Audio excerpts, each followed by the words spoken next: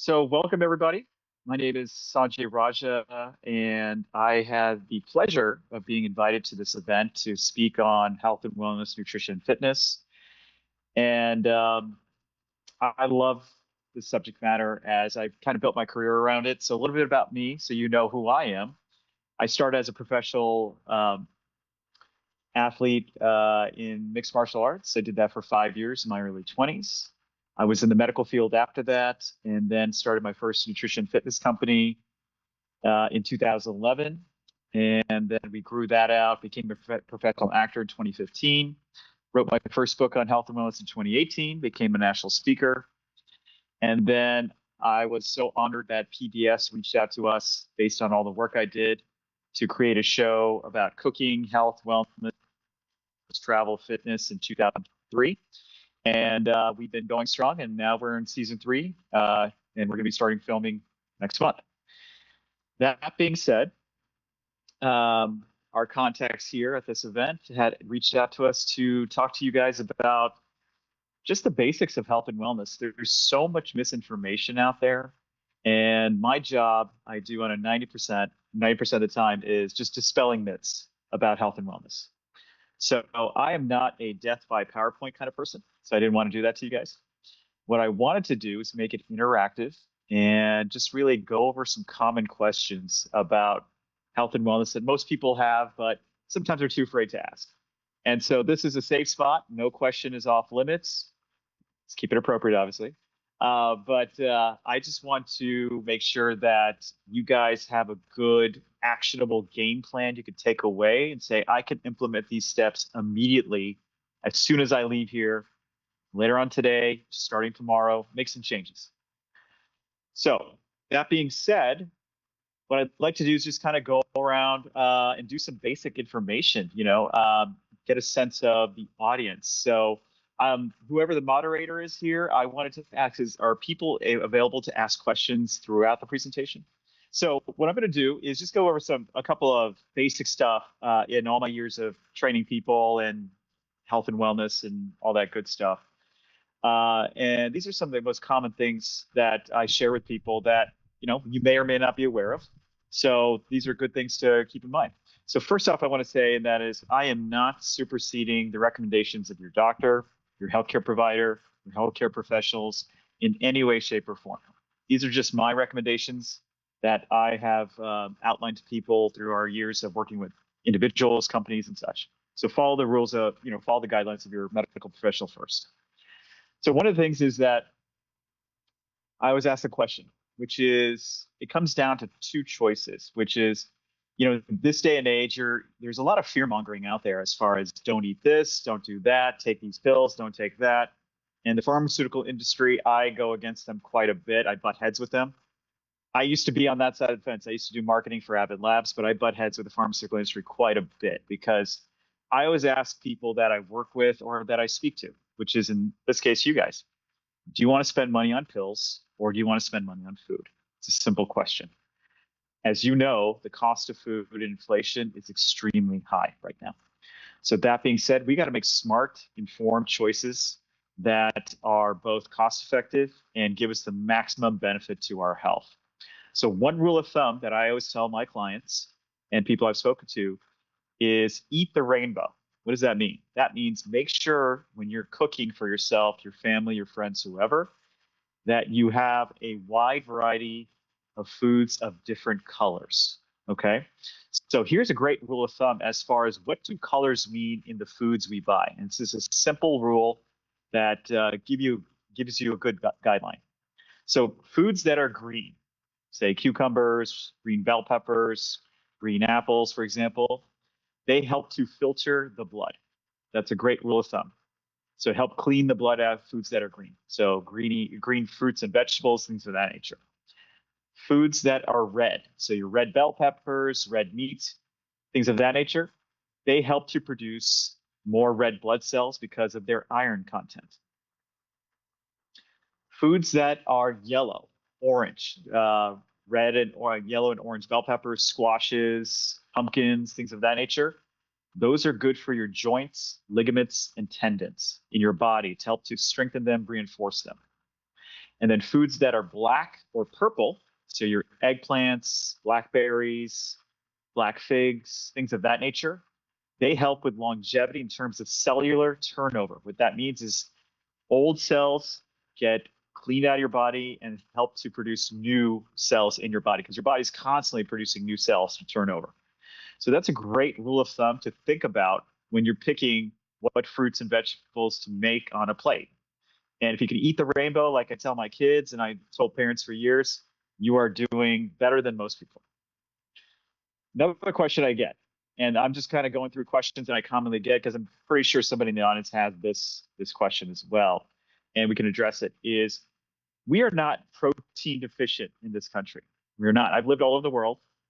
We are getting more than enough protein. So what you're seeing is some slick marketing out there right now. Like, for example, even Starbucks. Starbucks is you can add a cold foam to your coffee that contains protein. They just want to sell you something they've been selling for a long time, except upcharge you and say it's got protein, so it's healthy. So I always tell people, we are not protein deficient in this country. We are fiber deficient in this country. Fiber is one of the number one micro or macronutrients that I tell people you need to focus on. It helps reduce the incidence of colon cancer. It's your cheat code. So when I was an athlete and competing professionally, when I say cheat code, here's a good rule of thumb. So let's say I'm eating a slice of pizza. It's got 10 grams of carbs, okay? So what you do is you look at the carbs, and let's say it's got 5 grams of fiber. You take 10 minus 5, and then the net carbs your body actually stores is 5 because the fiber helped remove the excess carbs out of your body. That's why fiber is your cheat code. It also helps to remove excess sugars out of your body. So for those of you in the audience that are diabetic, are dealing with some weight issues, fiber is your best friend. Now, the nutritional guidelines in this country just raised the amount of fiber we should have in a day to about 30 grams of fiber a day, which is not enough, to be honest with you. So there are supplements out there. There is Metamucil, for example, out there. I'm not an advocate for this. What I prefer is that we get fiber through our food, vegetables, fruit. So common things you can eat. Most people don't realize is that a lot of fruits have a lot of fiber. So if you were to eat a kiwi, for example, and you can eat the skin on a kiwi, just got to wash it really good, that contains excessive amount of fiber. Guava, if you ever had guava, white or pink, that has fiber. Pineapple, eating the core, which I recommend, actually has a lot of fiber.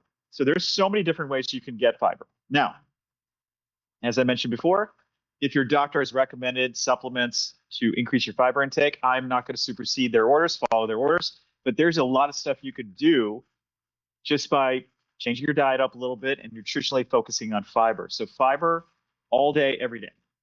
And in terms of protein, try to think of protein as a way to basically maintain your body mass. The rule of thumb, when I was training people a lot, is that you want 1 gram of protein for every pound you weigh just to maintain your current muscle mass. Now, like I said before, follow your doctor's orders first, but this is just a rule of thumb we followed. What you're doing is you're maintaining body mass. If you want to build muscle, if you're into heavy lifting and exercise and really training hard, the rule of thumb we would give clients is you would need 1.5 to 2 grams of protein for every pound you weigh. So I weigh about 170 pounds. So I still maintain a really intensive regimen of exercise and start building muscle and such. So normally what I do is about 1.5 grams to 2 grams of protein for every pound I weigh. So that's almost 340 grams of protein per day. Seems like a daunting number, but it's fairly easy to get to. I'm not recommending that for you. What I'm saying is that to maintain body mass, you do want to have a good amount of protein. So 1 gram of protein per pound that you weigh, or if you get a little bit less than that, that's okay. We are just trying to maintain what we have as we get older in life. Secondly, let's talk about vitamins and supplements. So I'm sure a lot of people take those. If they're recommended by your doctor, so be it. I'm not going to supersede that, as I mentioned before. But here's the interesting thing. I start off a lot of my speeches in the past, and I still do it today, and say that Americans have the most expensive urine in the world. There's a reason why I say that. So let's say you were to take a supplement or a vitamin that's got 1,500 milligrams of vitamin C. Okay. Guess what? Your body cannot absorb that much in one shot. It doesn't work that way. So people think, hey, I take 1,500 milligrams of vitamin C, I get all of it, I'm good for the day. No, it doesn't work that way. Your body can only absorb so much at a time, roughly, depending on the delivery system, meaning capsule, liquid, and how it gets absorbed in the bloodstream. Most of the time, if you're taking a capsule, it's anywhere from 30 to 40%. So you're only getting maybe 700 to 800 milligrams of that vitamin C. And it also depends on body composition, any pre-existing conditions, how old you are, male, female, so many different variables. But what I'm trying to say is that don't overly spend money on supplements that your body can't absorb all the nutrients. Get it through food. Food is the best, most efficient way to get your vitamins and nutrients for a longer life. So that's why I say Americans have the most expensive urine in the world, because most of those vitamins are water soluble, so they just come out in your urine, and you're literally flushing it away. So something to keep in mind. Secondly, I like to kind of talk about this, which is social media is a big thing now. Now, I don't know how many people in the audience are on social media, if they watch social media. That's great if you do. However, there's a lot of these social media stars who claim to be experts. So let's debunk a lot of this, because this is a lot of the questions I get. There's a difference between having practical knowledge and the education to back it up versus just being somebody who's got a lot of money, a lot of followers, and doing these fad diets.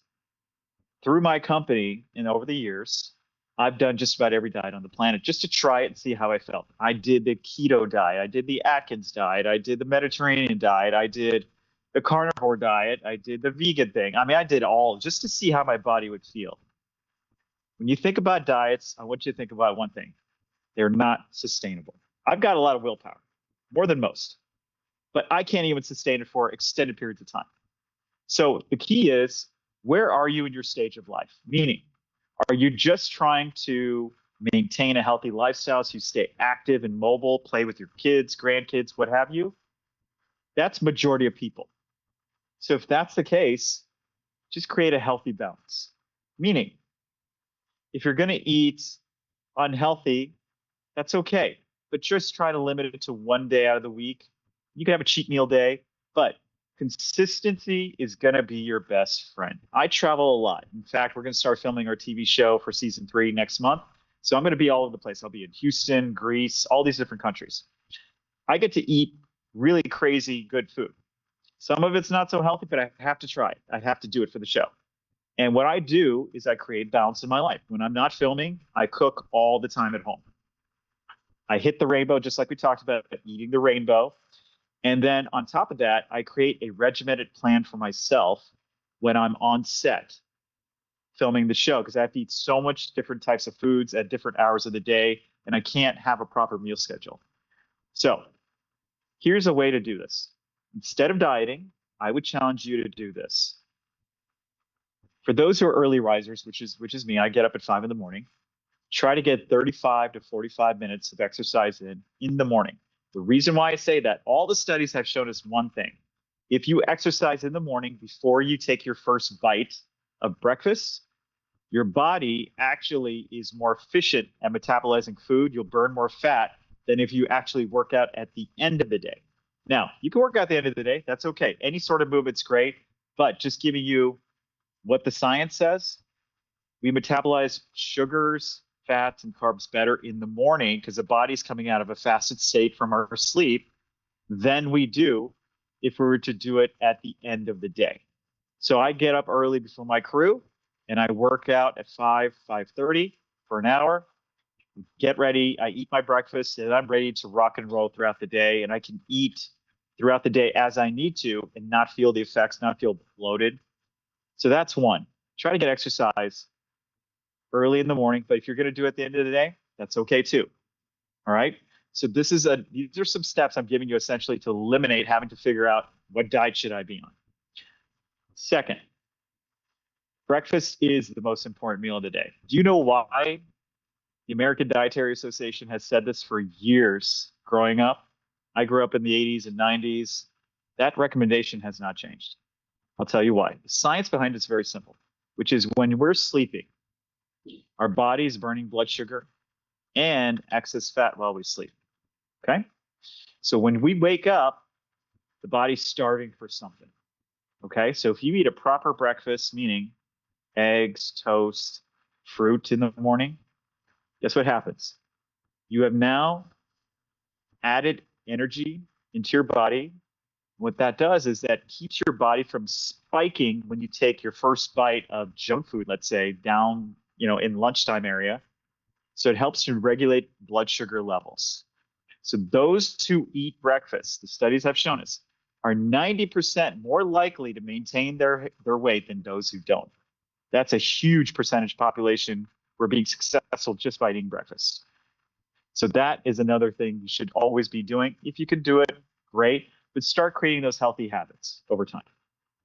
Second thing, this is a little cheat code I always tell people. If you feel like you're getting too much sugar in your diet, or if you're carrying a little extra weight that you want to lose, that's typically attributed to sources of sugar in our diet that we're not thinking about. So I always get the question, I'm eating fruits, so that's good sugar, right? Okay, so let's dispel this myth. Your body cannot tell the difference between good sugar and bad sugar, whatever that means. So if I were to eat a piece of fruit that contains a lot of sugar, like grapes, for example, it would process that sugar this exact same way if I were to eat a candy bar that has a lot of processed sugar. Your body can't tell the difference. So here's the rule. I cut off eating fruit, which is, quote, good sugar, a lot of people call that, by 10 a.m. That means I don't eat fruit after 10 a.m. typically. The reason why I do that is your body is much more efficient at processing sugar in the morning than is later in the afternoon. The reason why, because we're more sedentary later in the day. We're going to work, we're sitting down, we're not doing exercise in the middle of the day. Most people aren't. So that sugar, simple sugars, if not accompanied by fiber, so simple sugars I'm talking about, processed foods and things like that, will turn into fat over time. So that's a good rule of thumb. And even fruit, try to cut it off by 10 a.m. And then that way, that sugar doesn't stay in your bloodstream, which turns into fat over time. So simple rules like that. This is an easy one. Water, water, water, all the time, every day. So you typically need 1 gallon of water in a day for those who don't work out intensely. Let's break down the numbers. So I do it in ounces. So if you have a water bottle, for example, I always carry mine right here. So this is 32 ounces right here. 4 of these throughout the day, I should hit about a gallon, roughly. Or you could do 8 16-ounce bottles of water as well. I highly recommend getting a water bottle, carrying it with you, just sipping throughout the day. If you hit 4 32-ounce bottles, guess what? You're right on track. Helps with digestion, weight loss, every metabolic process you could think of has to have the catalyst of water. Okay? Sleep. This is a big one. As I've gotten older and as I travel through different time zones, sleep is so important. Okay? That being said, 6 to 8 hours is kind of the standard. So why do we say 6 to 8 hours? Here's the reason why. When you hit REM sleep, which is that deep sleep, so that's uninterrupted sleep, that's called REM sleep, rapid eye movement. What that means is that your body creates a hormone called HGH, human growth hormone. All right? Very simple. At 6 hours, it starts to produce and starts to rise. At 7 hours, it keeps going higher. At 8 hours, it peaks. And then anything after 8 hours, it's the law of diminishing returns, meaning you're not going to get an extra benefit from it. So 6 to 8 hour window is your time for REM sleep. So that's why they say get 6 to 8 hours of sleep.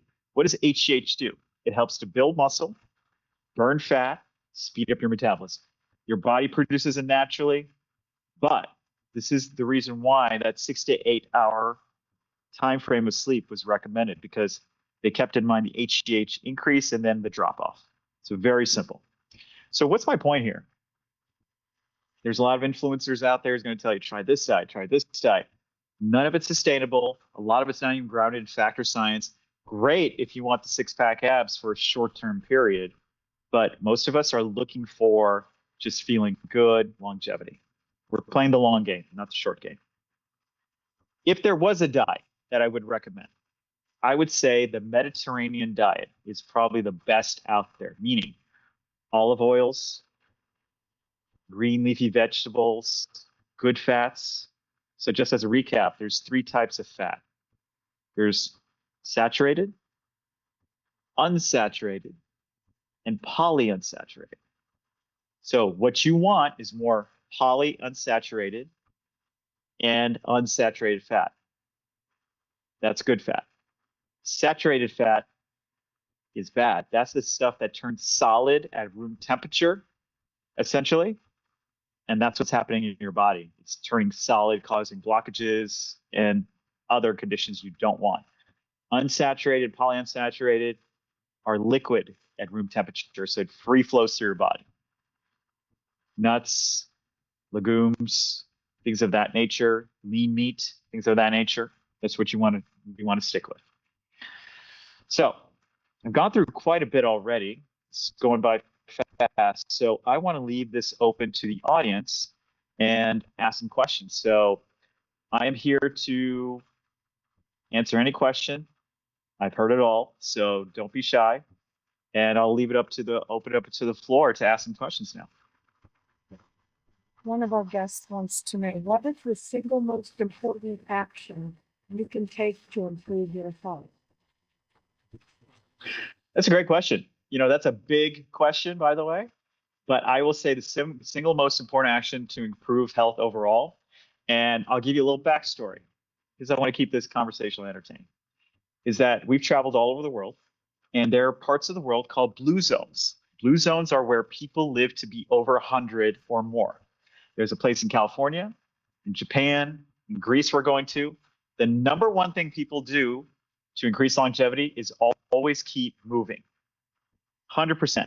That means, are you taking a walk every day? Are you doing some chores around the house every day? Don't be sedentary. So the rule of thumb we try to think about is if you're sitting down in one place for more than 2 or 3 hours at a time, there is a risk of heart disease because they're saying like sitting is the new smoking, right? We've heard this before. There's a reason behind that. So movement all day, every day. Get a little bit of movement in 45 minutes to an hour at least a day. That is the single best action you can do to increase longevity. The reason why is because what we found is that the amount of muscle you have in your legs is the greatest determinant of longevity than any other test we have. What we found is that people who carry more muscle or maintain the muscle mass of their legs to keep them moving tend to live longer. So when we lose muscle mass and we can't walk, our longevity goes down significantly. So movement. That's the number one recommendation I can give you. We have another question. What is your opinion of the new weight loss drugs? Great question. I get this one all the time. Okay, so I was in the medical field for a while. I worked with the pharmaceutical companies, so I know how they work. And then I moved over to the holistic side. Here's the thing. I always tell people, and a famous speaker said this, I'm going to steal it from him. There's a price to pay for everything. Meaning, if you were to take a shot like Wegovy or one of those GLP drugs, you heard the name. So I'll just say GLP drugs are the ones that basically cause a lot of weight loss. You'll lose some weight, but here's the problem. There's a price to pay. What's that price? Number one, you have to be on them indefinitely. The minute you go off those drugs, you gain all the weight back. Your body goes back to a natural state of gaining, losing weight as you would if you were never on those drugs. You cannot stay on them indefinitely. Number two, I've trained some high profile people who've been on those drugs and they ask me, I love this thing. What do you think? I said, well, I think if it's doctor recommended, like I said, I'm not going to supersede what your doctor says. Sure, there's a purpose, but just know the minute you get off, everything's going to go back to normal until you make lifestyle changes. I've seen what's called Wegovy face, meaning people lose weight so fast, their skin droops, And here's the thing they don't tell you on the commercials. Those drugs don't discriminate between muscle mass and fat. So meaning they will eat away at muscle tissue and fat indiscriminately. It doesn't know the difference. So people are losing weight, but they're losing body muscle mass as well. So I am very leery. I'm not a medication guy. I believe even naturally doing this thing because you'll get sustained results over time. Just know that there's a price to pay for these drugs, and that's the price, which is you will lose muscle mass. It doesn't discriminate. And the problem is if you don't make a healthy lifestyle change, like the stuff we talked about earlier, sleeping, drinking water, eating correctly, you can be on these drugs and lose weight, get results 100%. But the problem is it does not discriminate between muscle mass, which is what we want to keep as we get older, and how much are you willing to pay for that versus investing in clean food? Well, sir. What are the questions do you have? I'm sorry. Yes. I missed much of your talk, but I'm very sorry about that. But there, No worries. online now, there's a big controversy between the biohackers and people who are interested in this kind of field of longevity and health and Yeah. vitality. And that would be between the biochemistry and the biophysics. If you're familiar Okay. with Dr. Peter Attia, who outlived, Yes. Okay. Oh, yeah. as in the opposite camp of the biophysics, as opposed to Dr. Attia biochemistry, you have Dr. Jack Kruse, who Mhm. speaks about light, magnetism, and gravity being way more Yeah. important in longevity than nutrition and drug supplementation or a good, clean diet. You know, he doesn't go to blue zones. They all eat different kinds of food. Of Mhm. course, that movement is very critical of that, and your community, your socialization is very Yes, sir. in those blue zones. And we've been to a couple of them. My Faith and I would like to get to the ones in Greece and Italy, but that's on the bucket list. But we've been to Costa Rica and we've been to Loma Linda. But I'm really curious about now. I've gotten so many results with going out and getting morning sun and working with that circadian rhythm and going against what the skin doctors will tell you, lather up and stay away from the sun and fear the sun, as opposed to going out and getting tan and you know, and circular and, you know, living with the sun and outdoors. And so I'm just curious where what side of that equation would you go with Dr. Peter Attia or more with Dr. Jack Kruse with the biophysics? Okay, so great question. No, this is a great question. I thank you for asking it. I don't know, you may have missed what I talked about earlier, but I'm going to recap it again. This answers this question. I mentioned before that there's a lot of social media influencers out there, Dr. Peter Attia being one of them. There's a lot of these guys out there who've got degrees and titles behind their name. I've listened to all of it. And I've listened to the biochemists, the biohacks, the whatever you want to call it. Here's my thoughts on it. And this is just thinking practically. I'm a very practical person. Let me ask you, do you have time? If you were to take their advice and say, okay, go outside and ground with your shoes off, come back home. I want you to take this protocol. I saw one guy saying, you know what? You can only mix things with wooden spoon, not metal spoon. I'm listening to all this and saying it would be a full-time job if I took every piece of advice from these guys to live a better life, and I wouldn't want to do it. Life is about living. It's not about, oh, if you only do this for 20 minutes a day or 30 minutes a day and take this and take that, nobody would get anything done. So I respect their titles. I respect what they're trying to do. But the problem we have in it right now is that the only way you could get attention with these health and wellness gurus, first, I'm doing giant air quotes for a reason, is because they have to say something so shocking to capture your attention. That's what they have to do. Because we have an attention deficit right now. If this guy says this, but this guy says something even crazier, you're going to listen to him. Remember, in the media world, and I've been in this world now for quite some time, you want attention. You can good attention or bad attention, nobody cares. They just want attention. That means eyeballs are on them. So although they say some good things every now and then, I say live your life. Eat clean as best you can. Enjoy your life. If you have sugar or cake or something every once in a while, who cares? That's great. I want you to enjoy your life. But the blue zones that you brought up, we've been out to a couple of them. Guess what they do? They eat food that's clean, that's healthy, but they don't eat clean and healthy food every day. They enjoy their life. The reason why these people live to be over 100 is they realize longevity is not about following a strict protocol of doing 20 different things in a day and you can't get anything done. Longevity is about enjoying your life. So the term psychosomatic, a positive mind feeds a positive body. What we think manifests into our body. So to really answer your question, I would say this, and that is do the things that make you happy, but do things like food and such that may not be so clean in moderation. Moderation is key. We are humans. We are fallible.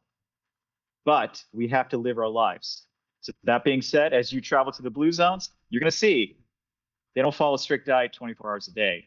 They enjoy their life, and that joy and that happiness they find in the day, their social circles, the food they eat, sometimes the cheat meals of the world. Guess what? That's where they're finding the joy.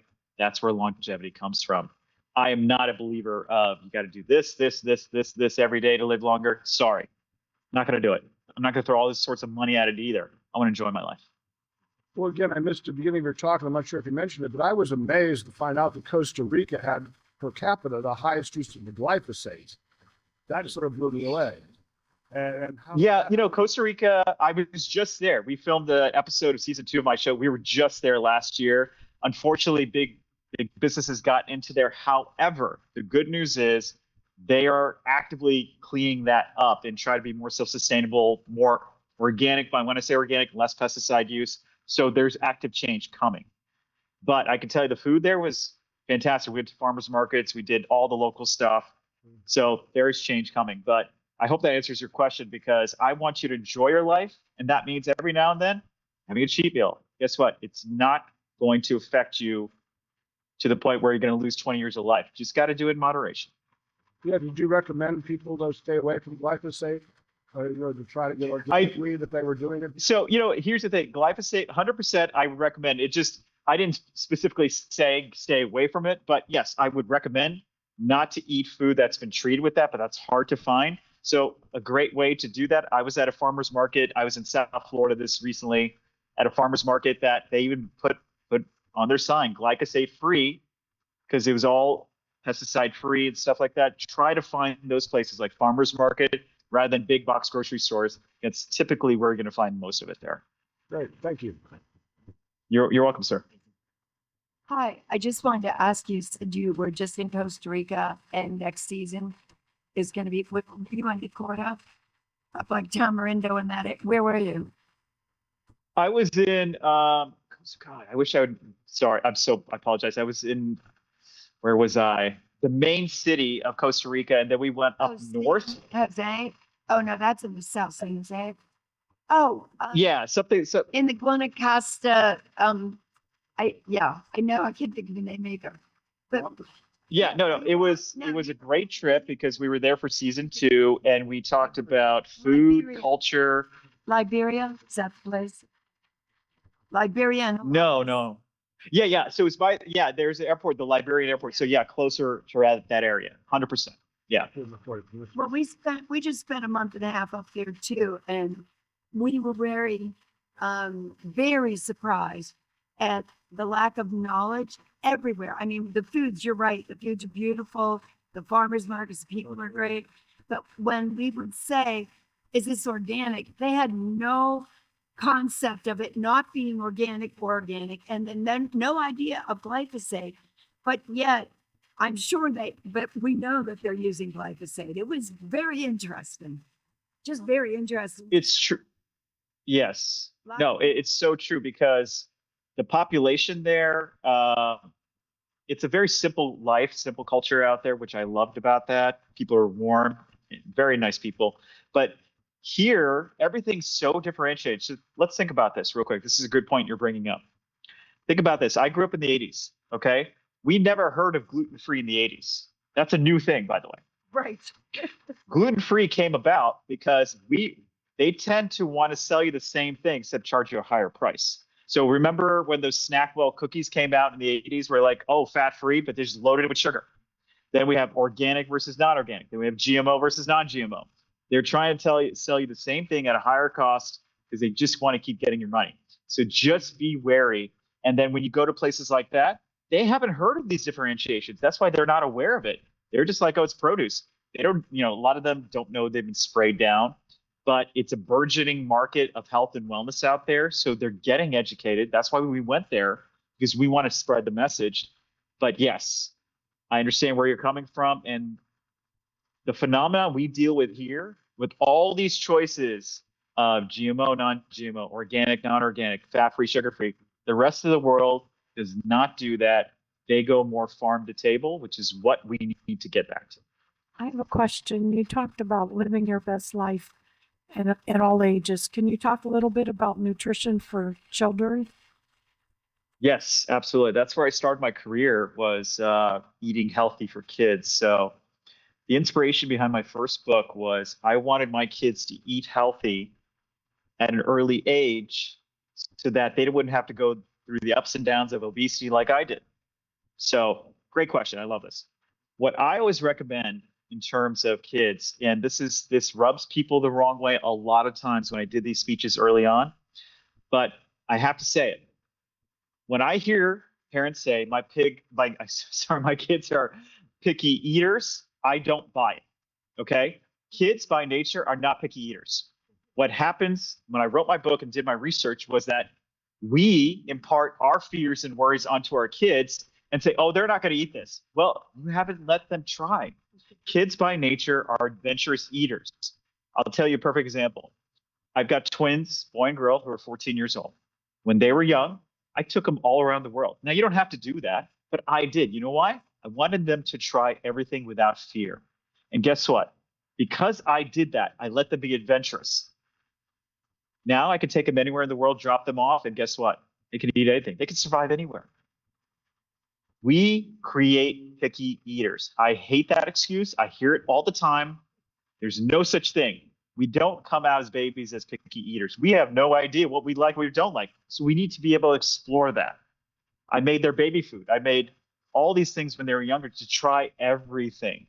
And guess what? They can eat everything. They've got their preferences. So my advice to the parents out there to have kids who are healthy eaters is let them try everything. Some things they're going to like, some things they're not going to like. The biggest thing you could do to help them is don't impart your fear about, oh, they may not like this or may not like that onto them. I'll give you a quick story. When my kids were about 5, 6 years old, we threw a big party at the house. And at the house, I've got my 2 kids and all their friends and their parents are going to come over. Instead of ordering pizza, burgers, and all the chicken fingers kind of stuff at the house for the kids, I ordered Jamaican jerk chicken, steamed vegetables, and plantains. Parents came over to the house. They saw the food.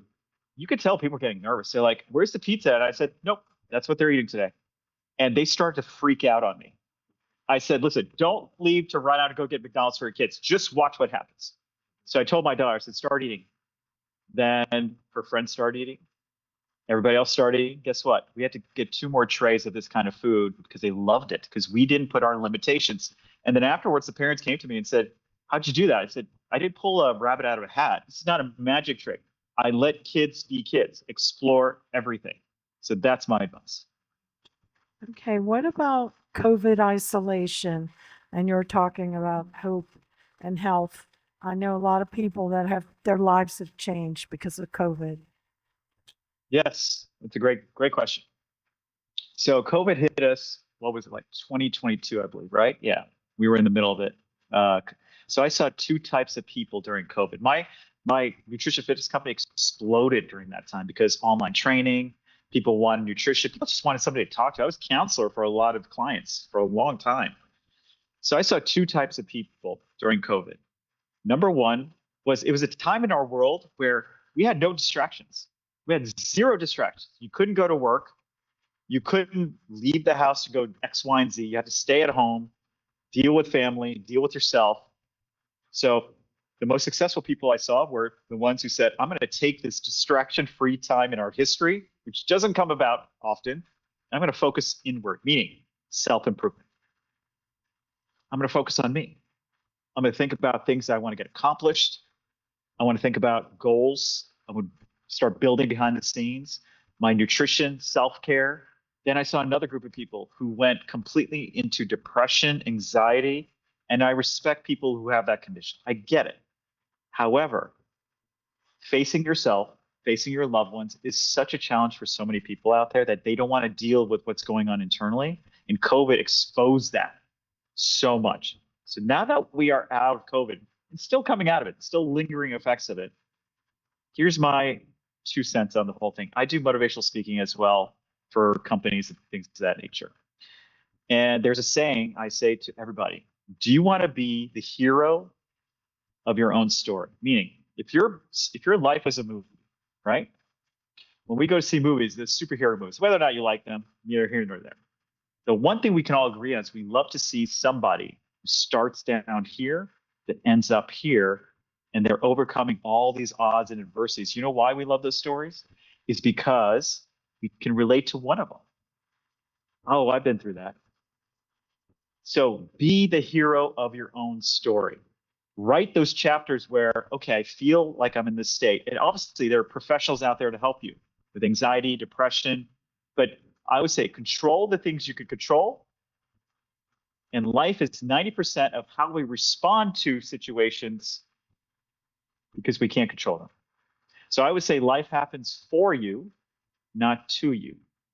Meaning, you're in traffic, get into a car wreck, it happened. Okay, how are you going to respond to that?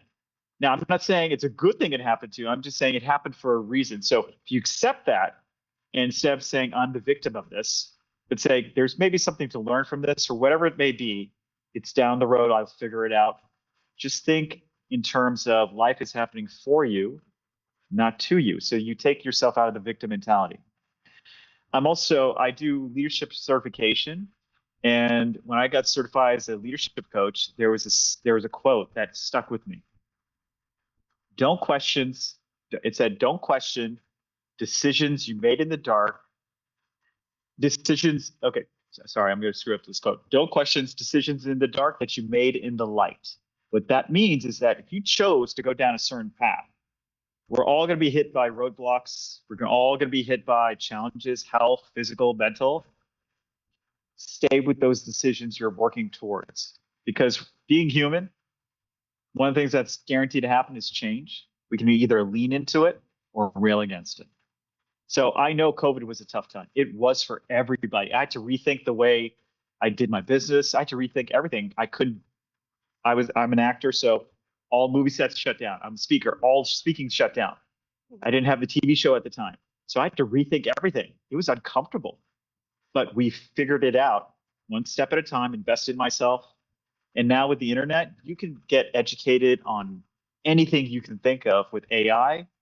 AI is your friend if you use it as a tool. It's not something not to be afraid of. I just use it as a tool. So it's a long-winded answer to your question, but the most successful people I've seen, I've talked to all these people all over the world, is the ones who went inward, focused on self-development, self-care, self-love, and then they're able to bring the best versions of themselves to their relationships and to the outside world. And they always have the mindset of life happens for me, not to me. What other questions do we have? Well, I also missed the beginning part. But you did look familiar to me, so now I know where I saw you. We're very invested in this, in the health, the whole health arena. And you're right. I tell people the craziest place you'll ever go, you can travel the entire world, but the craziest place and the most scary place and the most wonderful place is inside you. You know, it's like everything starts here. And if you culminate an idea, every single thing that we see, looking in the room, a TV, a piece of furniture, it all started in somebody's brain. Somebody's, and so what happened is we do a lot of health. The COVID thing knocked me down. I didn't even get sick from it. I didn't get sick. I got exposed to, I felt for a day that I might be coming down with something. I took a few extra vitamins, some bone broth, some more water and tea, and I never even experienced anything. However, I ended Great. up with a long-term malaise, seeing that I had a baby brother who was dying and there was really no options for him at that time. I thought I was depressed, and it wasn't depression. It ultimately culminated in me falling down one, like losing my ability to speak, to walk, to talk, and a whole rehab of things. So I had a month and a half of people ignoring me because they'd put you in a room in COVID and wouldn't let anybody in, and they were. Yeah. So I was really isolated. And so you're right about, I really had some time to go inside and look at what was going on and how we experience life. And so it made me think more, because I've been doing this health food. I take people, or the health track, for a long time, 50 years. And then, but my big thing is taking people out and foraging and, teaching them how to eat wild out of the yard. Don't pesticide your yard. Walk out your door. There's something out there for every ailment, for every food, nutrient you need. You're going to find it in your yard. And I found Love it. found myself leaning more towards the realm of the energy of food, the energy of life, the energy of everything you experience has an energy. And as I'm listening to you, one of the things that I got was, you're kind of in the same place. It's all about the energy of what you bring to the table, and then what you then put out to people. But I don't know how much, when you travel around, and I'm going to have to go back and catch some of your shows because I really don't watch TV. So, now I'm like, let me go check this guy out, right?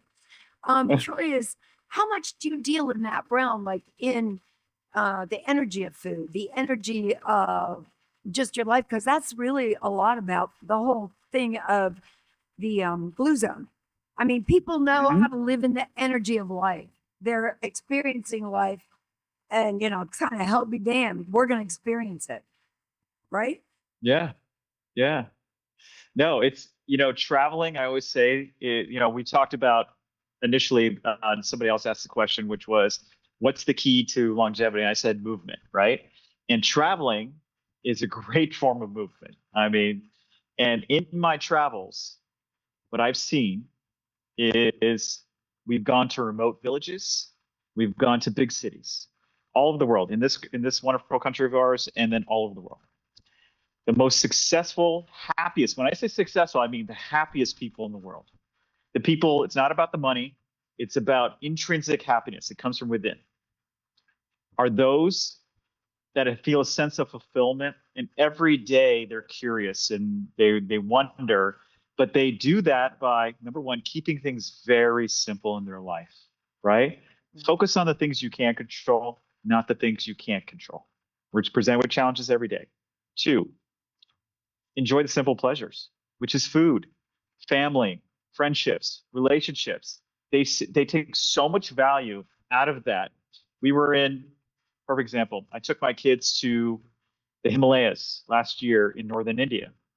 And we're talking about simple villages. We stayed in these areas because I wanted to experience everything. I wanted them to show what life is like for people who don't have technology. And we want to get off technology for a little while. We were off of our cell phones for 3 weeks. It was amazing. They find happiness in the smallest little things. We went to Bali. In Bali, if you've ever been there, what happens is you'll see outside their doorstep, they have little offerings. Okay, so there's a little bamboo little cup with flowers, a little bit of fruit. They put it on their doorstep. And guess what? They do this for every single thing. They do it when they wake up.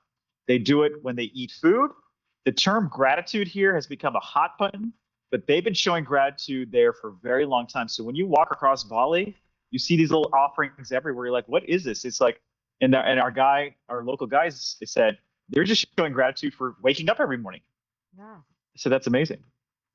That's amazing. So my advice, and I saw this in the Himalayas, we got to chant with monks in the Himalayas, the Tibetan monks. And in Sanskrit, in 5,000-year-old language, it said, Be present. The Balinese do it. All these other cultures do it. We forget. Be present in the moment. Be grateful for what you have, because there's always somebody who has less than you. And think about this.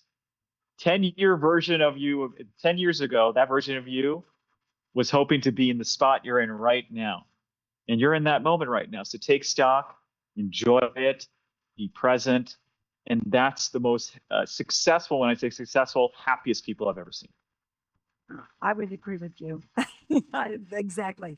The whole thing of happy, being grateful. It has expanded my world tremendously to just be grateful when I wake up in the morning. What can I be grateful when I go to bed at night? Same thing. And that present moment, being in the present moment is everything. So don't people ask you, well, I told you blah, blah, blah, blah, blah. And you're like going, yeah, but you were in the moment listening to exactly what being right there. So it's like, oh, well, I didn't get that because that wasn't in the present moment. And people find that strange sometimes, but I find myself doing that. I have just a quick thing. I wanted to back you up on the food thing. Please. I have a niece and nephew that years ago, I babysat them for 2 weeks while their parents went away. 7 and 8, one loved Mexican, the other hated it. The other one loved Chinese, the other hated it. So those were 2 places that we usually went to eat. So I was trying to think of a way to get them to go to both places. So I said to them the one night, come with me. You know what? You come to the Chinese restaurant and you try a few things. And if you don't like it, and I know that this is pretty American, but if you don't like it, don't worry. I will take you to McDonald's afterwards. You can order anything you want, but you just have to promise me to try it. And so, right. And my brother had been trying to get them to eat it for a long time. Anyways, when we ate, and it was friends of mine who had the Chinese restaurant, and they did little things like they came to the table, showed them how to use chopsticks, and told them jokes, showed them how to use the food. Anyway, so when we were done, I said, okay, ready to go to McDonald's? And my nephew looks at me and he goes, I don't need to go to McDonald's. That was great. Can we come tomorrow night? And my brother then comes back and he goes, how did you get him to eat Chinese? And the thing was, because I did what my mom and dad did. They didn't have an attitude or a thought on food. They didn't tell you, oh, this is good, no, they put it all out there and they let us liver, kidney stew, whatever it was. It went on the table. They never said a word, and you either liked it or you didn't like it. Consequently, big family of eat everything, right? But, I'm screwing up the sound. You're okay. You're okay. But that is so important. And I try to tell people I see trying to force their kid to eat something. And people don't understand. It is our attitudes. And it's that we put on them. And I agree with you 100%. When somebody tells you their kids don't like it, oh my goodness, that's not true. Not true. No, it's a hot button with me.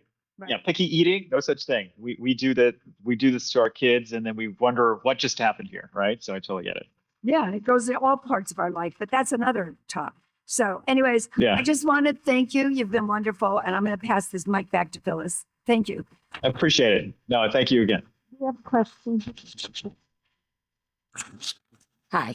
So this is backtracking a little bit, and you had mentioned all the different diets that you had tried, and you mentioned the Mediterranean diet. And as a Lebanese girl that eats the Mediterranean diet all the time, did you find that was just something to try, or do you really think, because a lot of times they say the best diet is the Mediterranean diet? No, great question.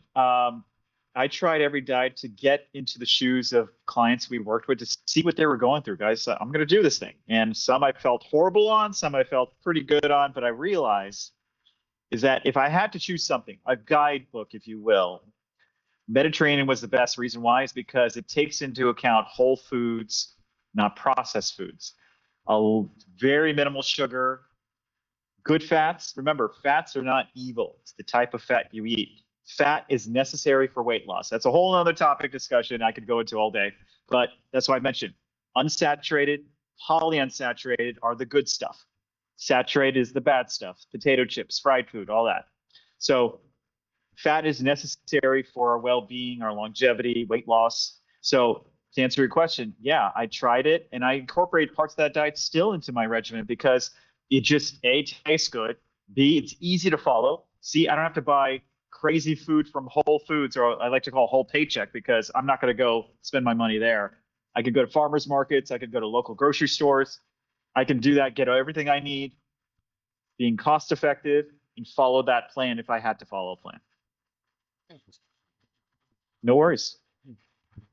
Well, I'm sort of excited to talk to you about your world travels and your experience with COVID. But there's two things that I've seen that have happening with people here, right here in our neighborhoods. Number one, the spike protein that came from the mRNA, whether you got the virus or you got the vaccine, is pretty much we were genetically engineered to keep on creating this spike protein. And, and number two is that we, as a country, after that, while we were all getting vaccinated, we allowed the rest of the world to come down to South America, travel across the Darien Gap through the jungle and up here and bring in these mosquitoes, which are the tiger mosquitoes, which I guess in your world travels you've had experience with. You know, they come from Asia, they come from Africa. Well, they're here now. And our medical doctors really aren't aware of it. I got infected myself with it. I'm going to an infectious disease doctor looking for a parasite that's very rare. But just like ticks we deal with here with the Lyme disease and the parasites that come from the mosquito, because we got West Nile here, they spray for that. But there's always like a bacteria, a virus, and a parasite that these mosquitoes carry or the ticks carry. And then we've got this spike protein that's in our system. And do you have any in your world travels or with your experience with the COVID and the mRNA, developed any kind of or heard of any kind of protocols to detoxify from the effects of the spike protein? They keep the genetic damage that we've all endured that's putting out the spike protein, or the effects of the bacteria, the virus, and the parasites that come with the ticks and the mosquitoes that have been introduced into our country, that our doctors have no idea how to deal with them. Trust me, I've been to them, I've gone to them, I've talked to them, and they're just enough with it. No, it's a great question. So I'll backtrack a little bit to answer this question, which is when COVID hit, for example, whatever side of the fence you're on, vaccinated, unvaccinated, I respect choices. It's all good. I'm not going to get into that debate. I was on the front line trying to help people, the hospitals out by getting PPE through my contacts, so personal protection equipment, so trying to get into the hospitals and things of that nature. And we were at the hospital a lot. I never got COVID. I was exposed to it. I never got it, not once. I was married. I was not married at the time, but my ex-wife was on the front line worker. She got it multiple times. My kids got it a couple times. They would come home to me. I never got it. And here's what I saw. The people who did the best with any sort of things like COVID were the ones who focused on their daily health regimen versus those who said, okay, now I'm sick. Now I got to focus on my health. Focusing on your health is a daily affirmation, just like eating, breathing, and sleeping. You have to think about it every day. You do the simple things. Eat well, sleep, get plenty of water. I know it sounds so simple. I get it. But I saw 80-year-old women who got exposed to COVID, got it, got right past it. They were doing just the daily things to keep themselves healthy. I saw 20-year-olds, 30-year-olds who seemed to be healthy, but guess what? They got it and they felt the lasting effects of it and kept getting it again and again and again. I saw both. What was the common trait? Those who focus on health on a daily basis by doing the simple steps, I saw did far better than those who said, oh my God, okay, now I got hit. Now I got to focus on the health. After the fact, it's going to be a much harder mountain to climb. To answer your other part of the question, which is, yes, we've been to Bali, we've been to Baja, Mexico, India. We're going to go to Greece. There are still people who are dealing with certain issues, communicable diseases. I grew up in India. Okay. So I grew up in India, then I moved to the States and I go back and forth to India. Mosquitoes are a huge problem there. Huge problem there. I come back, I never get sick. I never have any sort of communicable diseases from mosquitoes. It's the basics that I do. I know it sounds so simple, but it's the basic stuff that I do, which is, do I go trekking into a jungle in Africa? No, I don't do that, or at least haven't done that yet. But am I exposed being in different countries? 100%. Anytime you leave the borders of this country, you're going to take risks. It's going to happen. But I've never come back super sick, any communicable diseases, knock on wood. However, I believe a number of things are coming into that. Number one, just being smart about the way I eat overseas. Number two, I like to call it blocking and tackling, meaning the basic stuff. Eat well, sleep, get plenty of water. And more importantly, I think it's just being educated, meaning there's so much information out there that you could be overwhelmed by it. So I like to keep myself aware of what's coming down scientifically, new studies, new breakthroughs. I don't expect people to do that. I love this stuff, so I do it. And my job is to break it down to practical steps for people who could just do it tomorrow. So that being said, I think it's just the basics you do. But I know a lot of stuff's coming to our country, but a lot of stuff is from our country going to other countries as well. So it works both ways. But I would tell you, I've never been affected by any of this stuff, never got COVID, and I was on the front line with it because I did the basic stuff, which is stay focused on my regimen and never focus on your health after you get sick. Always focus on your health on a daily basis. What can I do to get a little bit better every day? I know it's a kind of a roundabout answer. Does your regimen include any hormesis like sauna, cold plunge, inducing good kind of stress? That's a great question. So, okay, I'm going to give you something that's I don't do cold plunges. Now, I've heard the benefits of cold plunge, but I'm not going to waste a lot of time and effort on just saying, I got to do cold plunge today. I got to do it today. No, you could do it. Great. It's not going to hurt you. Sauna's great. Not going to hurt you, but I'm not going to go out of my way. So I'm going to give you a great takeaway that most people don't know about. So there's a part of your brain called the prefrontal anterior cortex. Okay. Everybody has it. It's a small part of your brain. Now, when you do really, really hard things physically, okay, that you don't have to, here's the key, that you don't have to do, okay? I've got a crazy exercise regimen I do. It's just part of what I've been doing as a former athlete. I do an insane amount of burpees, and I got to do it today, actually. Insane amount of burpees. So I'm up to 351 in 1 hour and 10 minutes with 50 pounds. I go nonstop. Here's what happens. When you do something physically that's incredibly hard that you don't have to do, that part of the brain expands and releases in your body what's called the shock protein. The shock protein goes through your entire body and helps to increase longevity over time. What they found, and they did brain scans on people who did incredibly hard things physically. Now, depending on your age, whatever that may be, you don't have to do what I do, but something you don't have to do, but you're doing it anyways, they found those people had expanded anterior prefrontal cortex and they live longer than those who didn't do hard things because they chose not to do it. They had a smaller anterior prefrontal cortex and longevity was actually reduced a little bit. Oh, so you think that might be the reason for the longevity studies in the Finnish people who do saunas, most every day?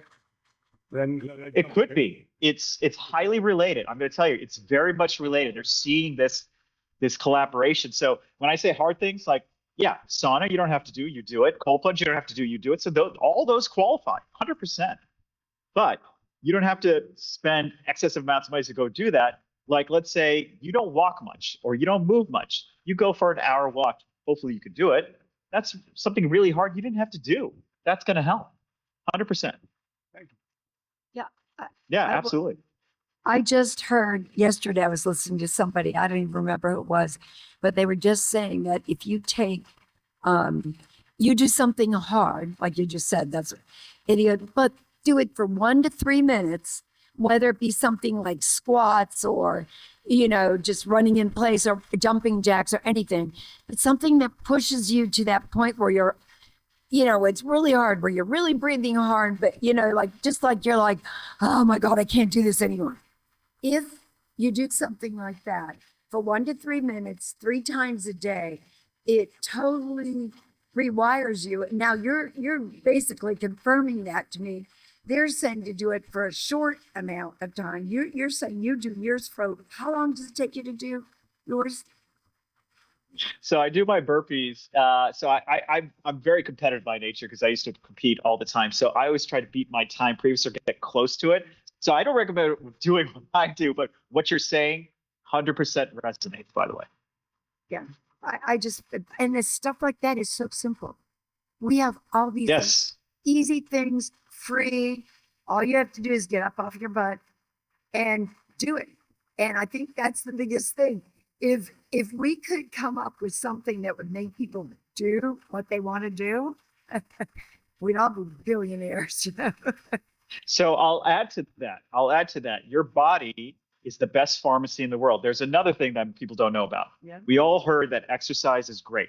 100% true.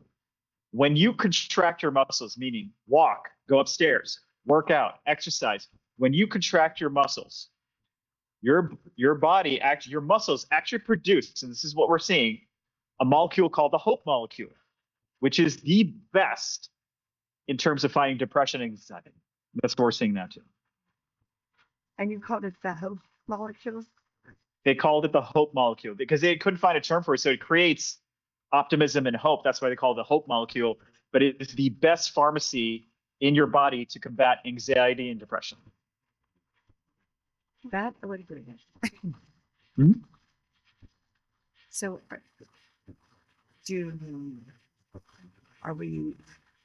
Phyllis, are we wrapping up? Am I keep going? Should I ask another question? Phyllis? Well, I could ask a million questions, so that's just that's who I am. I was born, I came out of the womb, and my first word was why. I love it. Go ahead, ask another question, please. Go ahead. Oh, You've been talking about longevity. I think people need to pay attention more to older adults. We've been focusing on that and socialization. And you mentioned how if you do that hard task, that like adrenaline or something goes through you. We're finding people are just not leaving their homes. You don't have to leave your home to do anything. You can get food delivered. You can get ingredients to cook your own food. You can get your doggy doo-doo picked up. You can order everything you want. You can get a ride to go anywhere you need to go. So it just seems like people are isolated, not knowing that they're really isolated. Yes. I don't know. Do you see anything changing, focusing on older adults and making their lives meaningful as we're living longer? Yeah, no, that's a great question. So in my travels, I'm seeing a big shift, especially in foreign countries. We're always kind of slow to catch up here on something that's new and progressive. But before I get into that, I'll tell you this. We are more technologically connected than before, but more disconnected from society in general. That's what I'm seeing. I try to teach my kids who are going to be this generation of on the phone. Do you know when I text them, they answer immediately. When I call them, they're like, is it an emergency? I'm sure you've heard this. I'm like, no, I just like to talk to people. When we go out to eat, I make them order at the restaurant. When we book flights, I make them call a travel agent every now and then. The reason why is I want them to get comfortable talking to people. There's this state of isolation that they're being taught in school because everything's digital. Our generation, or even older generation, we were taught you make a connection by talking to somebody or talking to them on the phone. There's a certain energy exchange. You are right. I didn't realize DoorDash will go shopping for you, not just for food, but for anything and bring it to your home. It's insane. So in keeping in line with doing hard things, if you're not leaving the house, here's a hard thing you could do tomorrow or today. Go out and get your own groceries. go out and walk around. Remember in the 80s, walking at the mall was a thing. Getting out was a thing because we didn't have technology, we didn't have the internet at the time. Such a unique time in our lives right now. More digitally connected, we're more disconnected from each other than ever. So in our travels over to Japan, I saw an interesting thing. They saw people in nursing homes feeling disconnected, isolated, their aging population. You know what they did? This is happening all over Japan. I think it's going to go to Europe. I hope we do it here. They went out and got mixed martial arts fighters and bodybuilders to train the elderly on weight-bearing exercises. And guess what? It's been a huge success. These young people, they get paid in free training, they get some money out of it, and their gym memberships are paid for. But the elderly population get training from young people, get to talk to them, and it's been a huge success. The older generation have something to offer in terms of wisdom, longevity, and what they've been through. The younger generation has something to offer in terms of thinking ahead progressively. You mix the two, I think that's a recipe for success. They're doing it in Japan. We saw it. It's going to start in Europe, and I hope we do it in the States because I think each generation can learn from each other. But my advice is get out, go talk to somebody, find one person today to connect with, friend, family, neighbor, whatever it may be. So that's really kind of where it comes down to, is just being interactive, being a part of society. You don't have to do anything big, but talking to people makes you feel like you're part of society. Thank you. Does anyone have No worries. any more questions? Do you have some closing words for us? Absolutely. Thank you. So first off, I want to thank Phyllis and her team for inviting me to coming down here, speak with every one of you. Secondly, to the audience, you guys, thanks for listening to me. And hopefully you got something out of it because I enjoy talking about this. This is one of my passions. And my job with the TV show is to make the world a little bit better place than I found it. And I hope we do that. The one thing I do want to do is offer you guys, which is Phyllis has the information. That is, if you send an email to our email address at info@myrecipeforwellness.com and just say, basically put your name, say, I saw your virtual speech. My team will send you a free ebook of my first book called The Food Talk, which is a parent's guide to teaching healthy habits to kids of all ages, but you could use it for adults, kids. I'm happy to send that to you so that way you get a cookbook full of healthy recipes, and it's got a food journal and a book of my stories from my travels about longevity. So maybe you can find some great information in it. I'm happy to share it with you. And so that's my gift to you guys for showing up to this thing. But all I can tell you really is that what you guys are doing right now, which is being a part of this, you're taking the steps to living a longer life because your brain is saying, I could always do something better. So my advice to you is always keep moving. Don't settle for anything less. We've got another 30, 40, 50 years of our stories to write. So just keep living, breathing, and just enjoying life, because we're told a lot of times you get to a certain age in your life and that slow down. I will never tell you that. I always say speed up. At no point in your life should you slow down, speed it up.